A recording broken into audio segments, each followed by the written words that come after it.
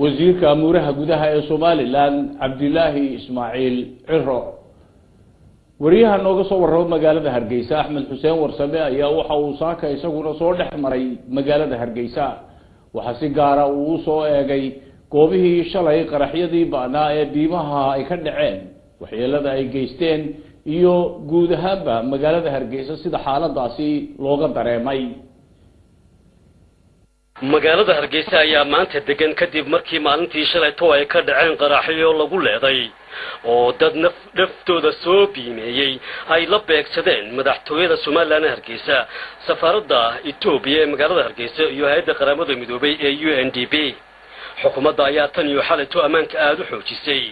iyadoo wali ay xiran yihiin wadooyinka hormara saddexdii goobood ee qaraxyada lagu weeraray kuwaasi oo lagu jaray gaadiidka tiknikada ah ee qoryuhu saaran yihiin iyo dhagaxaan asaatee dadka lugta ku socda loo ogol yahay in ay maraan shacbiga ku nool caasimadda Hargeysa ayaad wali waxaad ka dareemaysaa firkanixii shalayto ay ka qaadeen qaraxyadii lama filaanka ahaa oo aanay dhagahoodu muuqal dhowr iyo 10 sano ee ugu dambeeyay dhinaca kalena xarunta madaxtooyada ee Hargeysa ayaa burbur aad u weyn uu ka soo gaaray weerarkii shalay iyada oo afaafka hore ee gudaha aqalka madaxtooyada laga galo uu ku hor qaraxay gaariga qaraxa loo adeegsaday ee madaxtooyada loo isticmaalay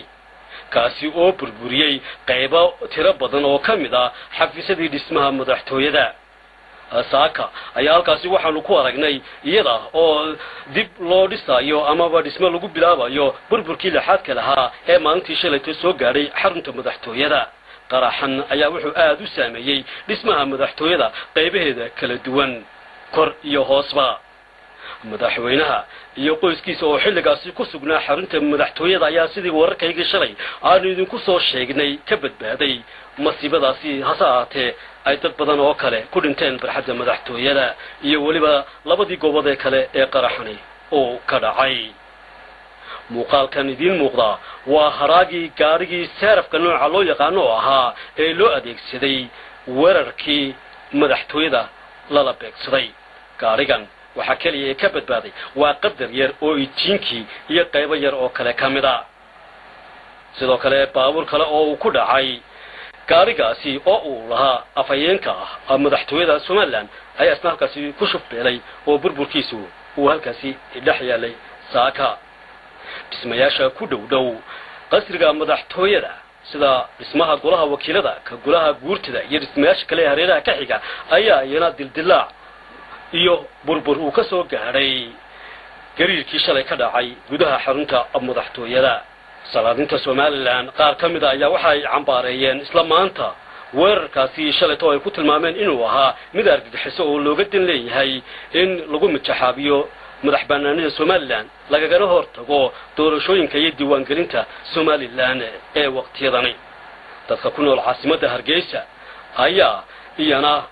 maraan wax ka weydiinay dareenkooda arrintan ku wajahan waxa ay ka muujiyeen sida tan waxaan taxsuub dirayaa intii dhimatay ehelkoodii waxa kale taxsuub dirayaa reer Soomaaliland waxaan leeyahay arrinkan ugu dhacay waa masiibo nin cid inala colihi ay noo soo maleegtay in badan baynu nabadgelyo haysanay Soomaalidana waxa ku mahmaadaan nabadgelyo badan waa lagu tala seegaa maanta ilaahay nabadgelyada haynoo adkeeyo hase yeeshee tiktoori badan baa laynooga baahan yahay fariintaa laynoo soo diray waxa weeye waanu idinla joognaa minid kasta waxaanu leenahay haddii reer Soomaaliland nahay annaguna waanu idinka warhaynaa maalin kasta waxaan leeyahay reer Soomaaliland dawladda Soomaaliland iyo wixii Soomaaliland jecelba maanta duulimaadkana lagu soo qaaday waa duulimo waxay noo tahay September 11 oo kale ayay noo tahay annaka waxa weeye dhalinyaradii watan soo wada baxday nin waliba fajicisa ku dhacday waxa loo baahan yahay dawladda Soomaaliland waxa loo baahan yahay baaritaan adag oo xaqiiqi ah oo daqiiq ah in la helo baaritaan badan in la helo kameen waxaanaynu ballan ku qaadana nin wala reer Soomaaliland halkay bahashaas ka soo unkantay inaanu ka dubino annagu والسلام عليكم ورحمة الله وبركاته. فرش شعب عبد الله اللي يراها ما يركع كلا بير بارها waxaan malaynayaa in iga qaadayaan nimanka dhuubiyo oo ay maroojinayaan waxa weeye hadii dalka la wada ilaalinayo wuxuu yahay tagtadaayo tamiino ugu wixii tagay iska daa wixii dambe la ilaaliyo wixii dhintay wixii dhaawiciina ilaahay ha u sahlo horta marka hore waxaan leeyahay inna lillahi wa inna ilayhi raaji'uun waxweeye waa musiibo inagu dhacday waa musiibo qaran ahaan inagu dhacday waa musiibo inahood nagu dhacay waa arrin aad iyo aad u fog aad iyo aad baan uga xunnahay facaayilka xun ee ka soo horjeeda islaamka ee ka soo horjeeda islaamnimada ee ka soo horjeeda amniga ee waxyaabaha amniga dilaya oo dhan aad iyo aad baan uga soo horjeednay waxay horta intii dhintay ilaahay ha u naxariisto intii maaragtay caafimaad intii maaragtay bugtana ama intii cafwan dhaawacantayna ilaahay ha shaafiyo caafimaad degdeg ah waxaan leenahay dadka waxyaabaha sameynaya ee fawaaxishka xun ku kacaya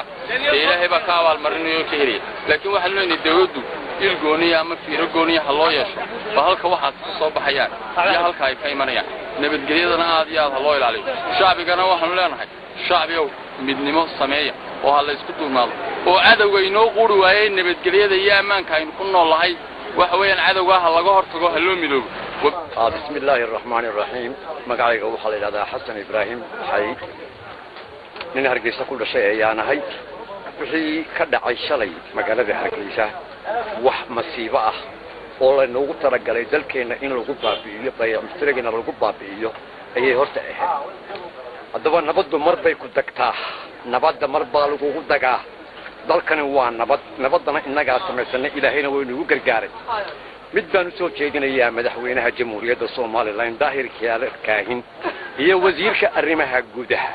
waxa aan leeyahay dalka kan ka safeeya dadka ajnabiga ee afarta been jihaba inaga soo galaya iyo waxa ka baxayana in la hubsado weeyaan xukuumadda Soomaaliland ayaa si rasmi ah wali u sheegin kuwa yahaayeen iyo cidda